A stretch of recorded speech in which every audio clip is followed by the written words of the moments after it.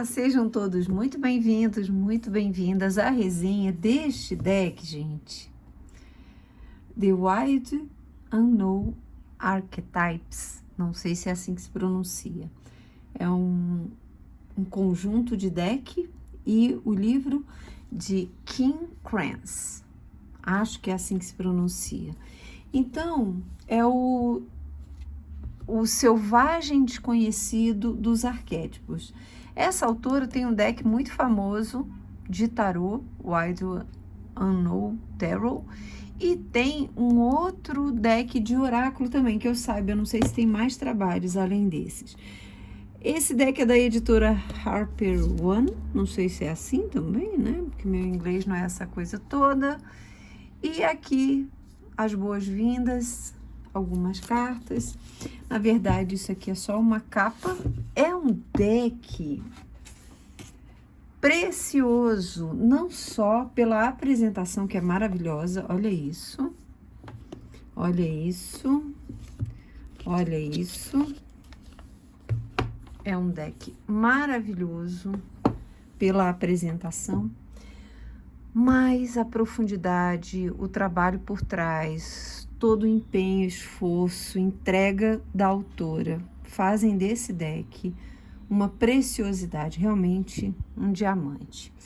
Vamos por partes, né? Eu vou colocar de volta essa outra caixinha que tem as cartas e vamos olhar o livrão, que é um livro extremamente interessante, numa edição muito primorosa. E vai falar, ela conta aqui, olha, deixa eu ver de quando é esse deck. 2019. Não é um deck muito antigo, mas também não é novinho, né? Para Maisie, que detém, digamos assim, nossa, que letra confusa, mantida eternamente no céu. Aqui o índice, então aqui ela já mostra que o deck é dividido em 4 categorias: os eus, os lugares, as ferramentas e as iniciações, que ela compara inclusive aos arcanos maiores do tarô. O oceano dentro da montanha. Bom, eu vou resumir o que ela conta aqui, que ela já era uma autora de sucesso, tinha uma empresa, acho que tinha uma loja, trabalhava muito, estava muito bem financeiramente, casada, e de repente ela começou a sentir um vazio muito grande.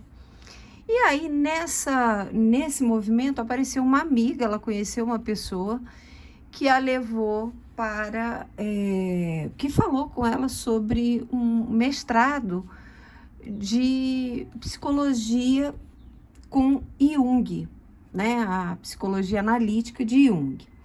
E aí, que falava de sonhos, mitos, e conforme a moça ia descrevendo, ela ia ficando encantada. Aí ela resolveu ir lá, ver o que acontecia, e de repente ela teve tipo um sonho, um chamado, que aparecia uma montanha para ela. E a montanha falava com ela: eu sou a montanha e eu estou chamando você, acorde. E aquilo ficou na cabeça dela, né? Sem ela saber o que ela fazia. E aí, de repente, ela foi chamada para fazer um freelancer de desenhar pranchas de snowboard. E aí ela, né? Ela nem estava mais aceitando esse tipo de trabalho, resolveu aceitar e foi fazer uma pesquisa. Quando ela foi fazer a pesquisa, ela sofreu muito, chorou muito, porque ela lembrou da época que acho que ela surfava, enfim, ou praticava snowboard, e aí ela lembrava de quanto ela era feliz, livre, né, vivia a vida de verdade. E aí ela, de repente, ela começou a querer largar essa vida, e aí ela perdeu a 4ª gestação. Ela se separou, ela fechou a loja, ela fechou tudo e mergulhou nessa ideia da montanha, no significado da montanha interna e externa. E daí começou a surgir o deck. Ela disse que dirigia e parava no meio do acostamento para ir anotando as coisas que vinham na cabeça dela. Então, ela disse que o mundo arquetípico falou com ela. Ela agradece a Jung e a outros autores, olha, Robert Bly, James Hillman e Michael Mead, né, por todo o trabalho, enfim, que influenciou, a esfera de influência nesse trabalho. Mas ela, como, digamos assim, aponta, né, o canal que todo esse conhecimento usou para chegar a nós, ela se coloca como autora, mas agradecendo a todos eles, né? Da esfera cósmica para as artes, da esfera etérica para o espiritual. Aqui ela coloca essas esferas. A psique em 2018, coletiva, a criatividade, a psicologia profunda, a espiritualidade. Aqui a comunidade, amigos, família, experiências e num círculo menor, a mente dela, as mãos dela, o coração dela, os olhos dela e o deck. Olha que coisa linda! A montanha, o mar, porque ela, né, volta a surfar e tem muitas revelações nesse movimento. Então, gente, é um mergulho profundo de um ser humano que, assim como o mundo arquetípico é o mundo da origem, né? São aqueles pontos, aquelas imagens, aqueles códigos que todos nós, de alguma forma, acessamos, consciente ou inconscientemente. Ela mergulha nesse processo pessoal e traz esse deck para todos nós, despertando os arquétipos. E claro, muito, muito, muito estudo. Muito estudo. Aqui não é um mergulho simplesmente espiritual ou emocional ou psicológico. Tem um trabalho de pesquisa, de estudo espetacular. Então, aqui ela falando da origem, né, desse termo cunhado por Jung, Carl Gustav Jung, em que ele coloca esse nome, o arquétipo, arque significando primeiro e tipo significando o modelo, né, aquilo que serve como origem, digamos assim. Então, o nome em si mesmo implica que essas energias têm sido espargidas, não sei se é bem essa palavra, desde o começo dos tempos e são inerentes à nossa existência. Elas não podem ser suprimidas, negadas, escondidas ou consertadas. Não importa quão duro nós tentemos. A nossa, digamos assim, a nossa essência ou a nossa partícula, digamos assim, essa é uma palavra minha, do universo, que se expressa através de nós. Então, é um estudo muito profundo, né? Aqui ela vai falar do território dos arquétipos, suas qualidades. São padrões, desculpa eu tirar, gente, é porque eu não enxergo. São universais, são atemporais, são infinitos. Contêm ambas luz e sombra, usam imagens e, por último e não menos importante,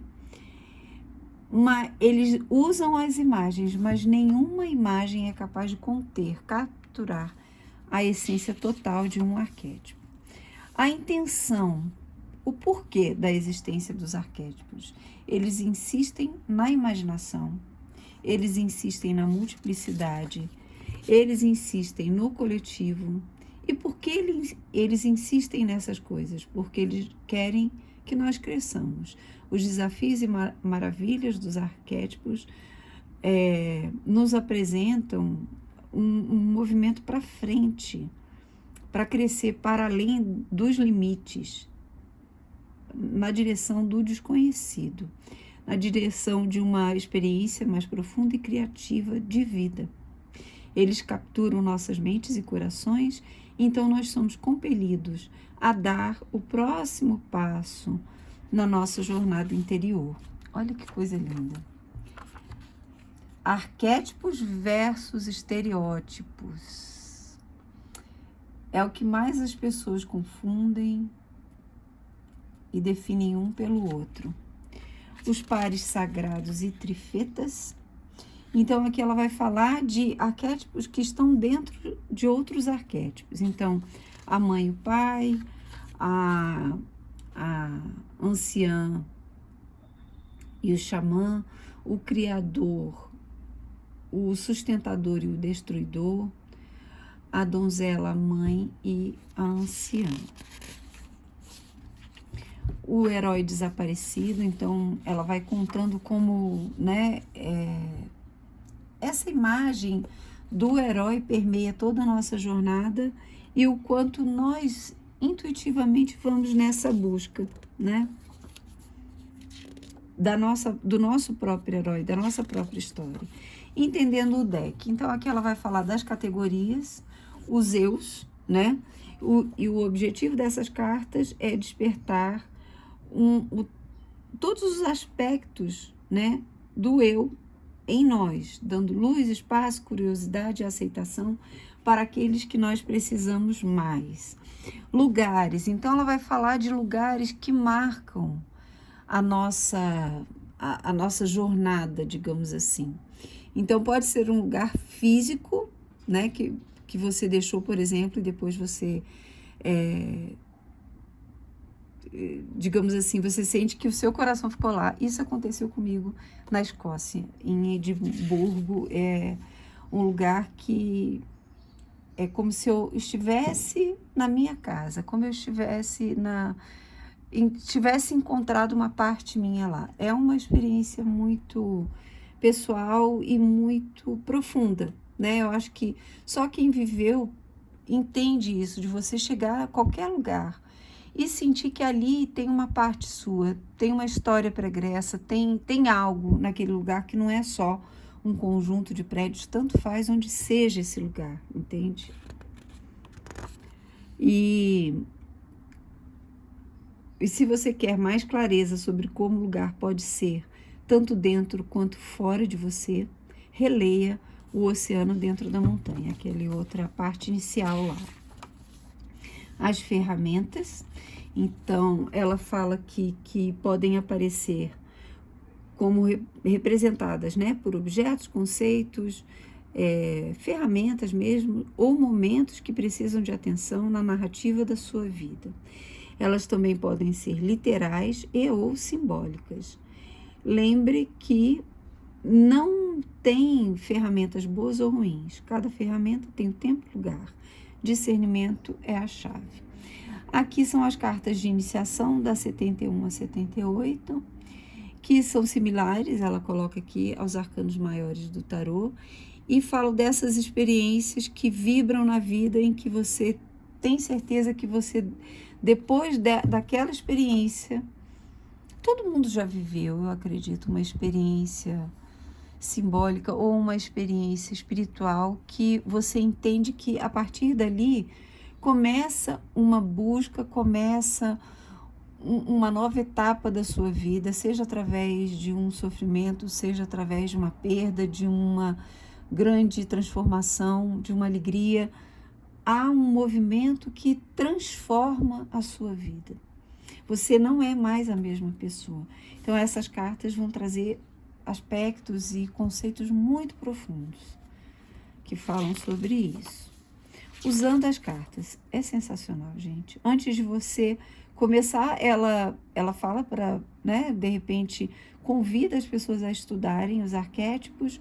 Se você quiser usar como divinação, né, como profissional ou para você, e usando a imagem como inspiração. Seguindo a imagem. Então, aqui é uma tiragem. Ou falando das tiragens. Tiragem de uma carta e falando para você, puxar a carta e você entender o que está sendo dito ali e fazer perguntas a respeito daquele tema, daquele arquétipo e escrever sobre isso. Depois amplificar, leia a descrição da carta, escreva alguma coisa a mais, faça uma pesquisa online sobre o que está sendo dito ali. Inclua também pesquisa sobre um mito. Hoje em dia tudo é muito fácil, né? Inteligência artificial, tudo muito fácil e muito limitador da nossa capacidade, da nossa inteligência primordial. Eu acho que a humanidade, pouco a pouco, vai definir aqueles que vão manter em si as capacidades intelectivas superiores. Por quê? Porque não vão se acomodar com a ferramenta, vão utilizar a ferramenta para o crescimento da própria inteligência e não como meio de avançar etapas que exigem esforço. Então ela fala aqui, vai fazer uma pesquisa, mas pesquisa além, usa a curiosidade, o interesse, né, o mergulho, a entrega, reflita, e aí você vai refletir de volta, o que isso representa na sua vida, dentro de você, o que está tentando dizer para você. E continue, coloque a carta numa mesa, no altar, no seu carro, deixe essa carta com você, trabalhando essa ideia por uma semana, um mês, um ano. Os arquétipos não têm pressa, eles pertencem ao tempo eterno.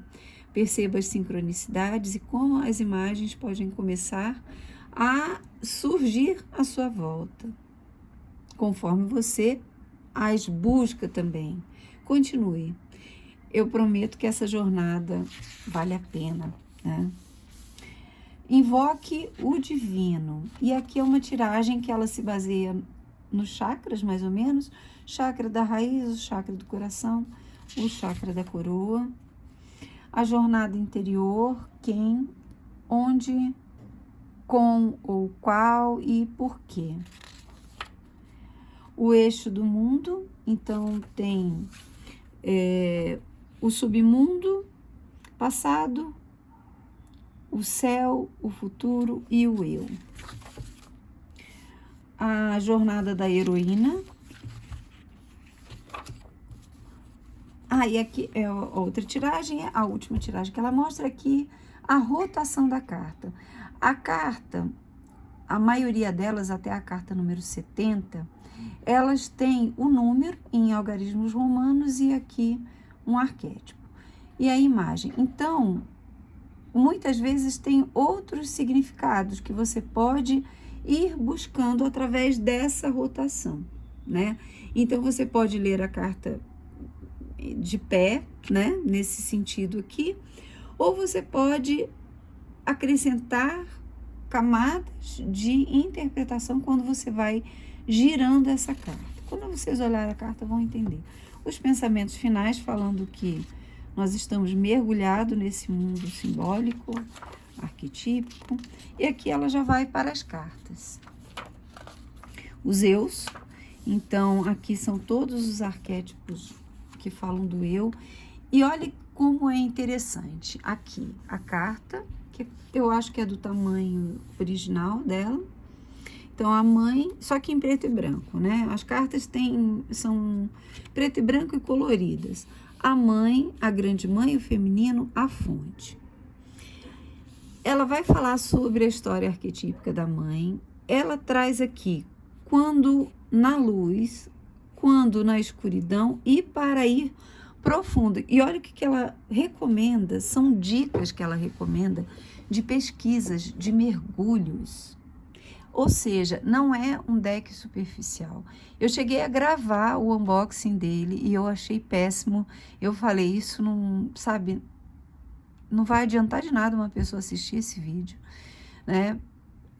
Eu gosto de coisas profundas, eu gosto de estudos profundos, eu não sou muito chegada em superfícies, não. E de repente esse deck, ele exige essa profundidade. E ela dá a dica aqui, ó, vá profundo, vá mais fundo. Leia o Tao Te Ching, capítulo 1, e imagine a mãe das 10.000 coisas. Então, ela vai dando dicas muito interessantes. Note como o arquétipo da mãe é expresso na natureza. Isso talvez é a forma mais equilibrada e benevolente da graça da mãe. E aqui, a mãe é parte da trifeta. Eu procurei trifeta, gente, eu não conhecia essa palavra, e fala alguma coisa de corrida de cavalo, alguma coisa assim. Para mim deve ser a trindade, eu entendo como a trindade, pai, mãe e filho, e todas as trindades dentro das religiões e filosofias, né? E aqui fala da trifeta, a donzela, a mãe e a anciã. Por causa da relação entre elas, faça uma nota especial quando essas cartas aparecerem numa tiragem. Então, ela aconselha a mergulhar também nas outras cartas, nos outros arquétipos que têm relação com a carta da mãe. Então, ela vai dando dicas, entende? Todas as cartas têm essas dicas, em todas as categorias. Aí, a gente vai lá para a última categoria das iniciações, e aqui a gente tem essas camadas mais profundas, né? E é isso. Olha que coisa linda. A caixa maravilhosa, caixa durinha, linda. Tem um imã aqui, ó. E dentro, aceite tudo, não rejeite nada. Mas eu acrescentaria: observe, analise, tenha discernimento. Aceitar tudo é muito perigoso. Rejeitar tudo, não rejeitar nada, é muito perigoso, não é? Então, essa é uma proposição para quem já tem alguma consciência. Aqui a caixinha durinha também, linda. E ela fala que fez através de colagens, de pintura, enfim, de desenho. A caixinha dentro.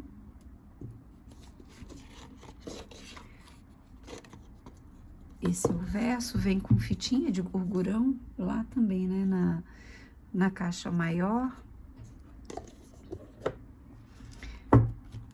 O verso, como se fosse um diamante. E aí vamos lá para as cartas. A mãe,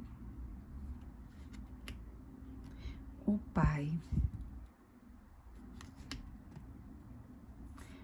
a estrela que está nascendo, né? Não sei se é uma expressão ou se é assim mesmo, enfim.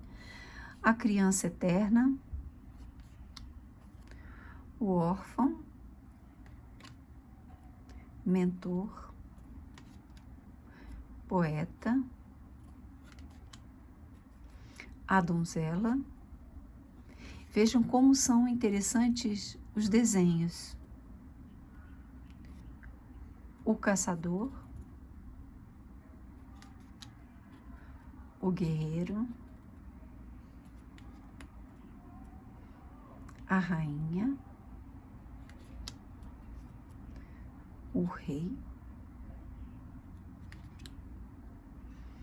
a anciã, o juiz,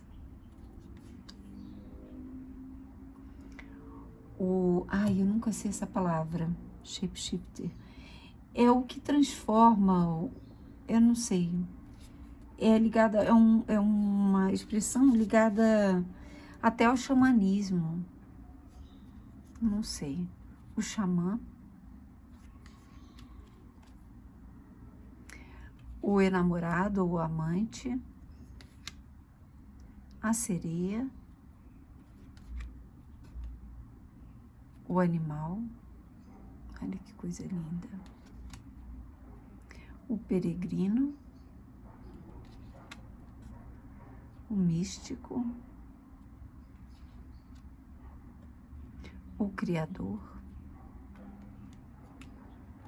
o destruidor, o sustentador. Elas estão na ordem? 22, 23, então, 24. O curador, o cômico. Quantas vezes, né, as pessoas entram nesse arquétipo? O invisível, a sombra, o eu, o um. Agora, aqui, eu não sei se o 1 já é... Não, eu acho que o 1 ainda é o da categoria dos eus. Aqui a gente entra nos lugares. O coração, a caverna, montanha, o rio, o oceano, a floresta, o deserto, a ponte, o templo, o final, o fim, ponto final, a vila, a cidadezinha, o quarto vazio, castelo, a caixa, o limiar, o útero, a tempestade, o submundo, a falha, o bardo. Aqui a gente já entra... Não, é o último lugar. É o último lugar. Aqui nós vamos para as ferramentas. A chama, a lágrima. Olha que interessante. O enigma, o voto, a visão, a gema, o anel, o néctar, o medalhão, o beijo, a máscara, a espada. Então, entende? Aqui essa mostra bem, eu tinha esquecido de falar sobre isso, da rotação da carta. Então, o sentido dela é esse aqui, a gente vê quase que duas diagonais aqui, 4 aspectos aqui de tempo, né? E ela fala de aprofundar a leitura, achar mais significados com a rotação da carta, entende? O veneno, a oferenda, o oferecimento, a prece, a semente, a pedra. Olha toda a geometria aqui. O espelho, o vaso ou a taça, o fio. E aqui a gente vai para as últimas cartas, né? As cartas da iniciação. Eros, Ágape, Thanatos, se eu não me engano, o irmão de Cronos, é o tempo para além do tempo. Apocalipse, a revelação, e ela fala aqui nessa carta que é o que estamos vivendo hoje. Toda a verdade vem à tona. Só se a pessoa realmente tiver uma vontade muito grande de mentir para o mundo, para si mesmo, não vê a verdade das coisas hoje em dia, a verdade que está escancarada nos nossos olhos em todos os âmbitos. E Quando isso acontece, há um grande sentimento de dor pela destruição das nossas próprias ilusões. Mas é esse movimento que faz com que as coisas se reconstruam numa base melhor. E ela compara que é uma queimada, né? Eu espero que natural, em que a terra é calcinada, as plantas são destruídas para renascerem mais fortes e o terreno ganhar mais força, né? A gnosis, conhecimento, kairos. Será que eu troquei, gente? Opa! Eu acho, deixa eu ver se eu troquei aqui. Eu acho que kairos é que é o tempo para além do tempo. É isso, é um deck tão profundo. Gente, deixa eu corrigir aqui a bobagem que eu falei. Aqui fala sobre a morte, sobre os fins. E Kairos fala sobre esse tempo atemporal, esse tempo para além do tempo. Aletheia e Anima Mundi. Então, é isso. É um deck para se mergulhar, para quem realmente quer crescer, quer se aprofundar, quer conhecer mais, né? Eu tenho uma certa dificuldade para embaralhar cartas. Quando são decks redondos assim, mais ainda. Então, em geral, quando eu estou embaralhando para mim, eu jogo tudo na mesa e embaralho tudo assim, ou faço assim. Eu divido em pequenas partes, porque ele é um deck enorme, né? 78 cartas, grandes e nesse formato que já é difícil por si só. Então, às vezes eu vou dividindo o deck assim, vou embaralhando, vou misturando. E eu vou tirar uma carta pra gente, né? Vocês viram que eu sou péssima para embaralhar. Vamos lá ver o que esse deck quer falar conosco em termos de arquétipo. Kairos, justamente a carta, não é, nada é à toa, né? Do tempo para além do tempo. Quando nós vivemos na matéria, né? Isso é uma impressão minha e depois eu vou para o livro. Quando nós vivemos na matéria, nós acreditamos no tempo linear. Então, tudo tem que ser feito numa sequência para se chegar a um determinado objetivo. Porém, existe um tempo para além do tempo. Quem já teve alguma regressão espontânea a vidas passadas percebe que você, de repente, ficou ali 10 minutos e viu uma imensidão de informações uma vida inteira. Então, o tempo ele é muito relativo. E o tempo além do tempo é aquele em que você deposita determinados aspectos da sua vida, determinadas crenças e valores e que não estão no tempo do relógio, no tempo da agenda, né? Inclusive, ela fala sobre isso aqui. Vamos lá.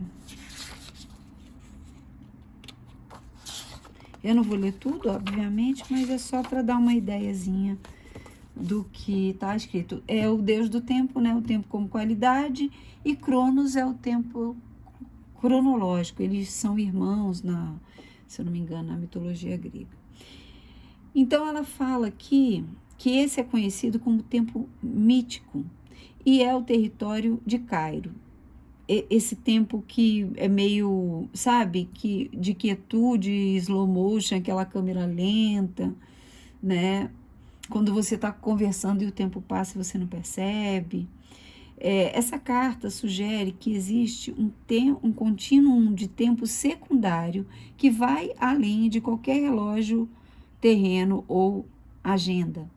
Dentro desse reino não linear, nós acessamos o tempo divino. Um pequeno momento que se torna muito auspicioso.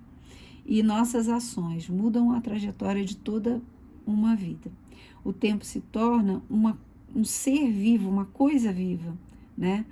Que olha por nós e que nos diz precisamente quando falar ou agir.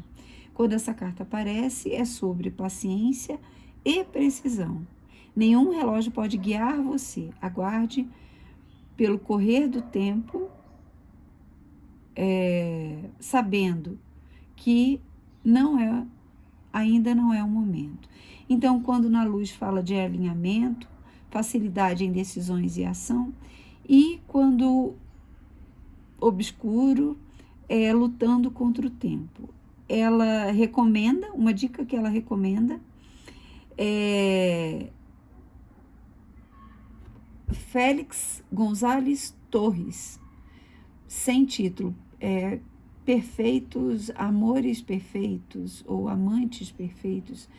Eu não conheço, não sei se é música, não sei se é um autor, né? Deixa eu ver, vamos pesquisar? Vamos pesquisar, porque aqui eu gosto da coisa completa. Vamos lá, Félix González, Perfect Lovers. Vamos ver. É uma obra conceitual composta... Ah, por isso que a gente tem que pesquisar, gente. É isso, na verdade, é uma obra de arte. E é essa aqui, olha. É uma arte conceitual. São 2 relógios alinhados, né? Eles vão... Esse é o artista, um artista cubano. Então, eles mostram que as coisas acontecem em sincronicidade, no tempo certo. Então, é acreditar no valor do tempo para além do tempo. Muito... É ou não é um deck que vale a nossa atenção, o nosso mergulho, a nossa pesquisa, o nosso estudo? Eu espero que vocês tenham gostado. Um grande beijo, fiquem com Deus e até a próxima.